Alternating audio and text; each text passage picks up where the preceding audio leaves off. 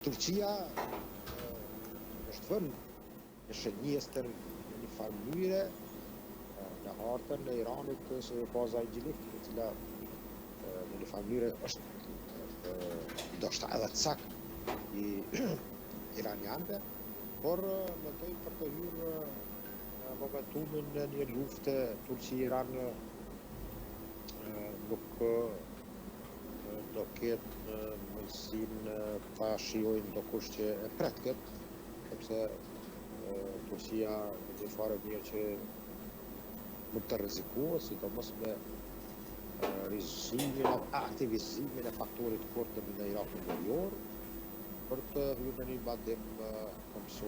të komsërisë në Iran, e cila më vonë të rrezikonte edhe interesat të Turqisë apo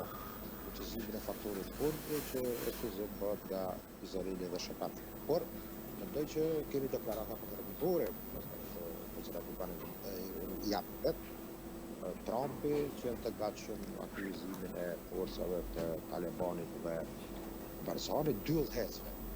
Sepse ato janë për Taliban, ku solucioni është në parti kurde për Taliban. Janë të gatshëm, pastaj pas një vit edhe që jo në stopova forcat kurde që të shkojnë në një avanturë të tillë. Do thotë Turqia e shoqëron mirë aspektin apo vizionin e saj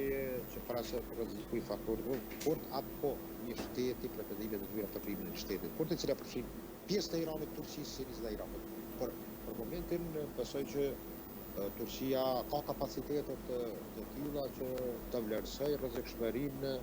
dhe burimin se nga kush dhe për çfarë arsye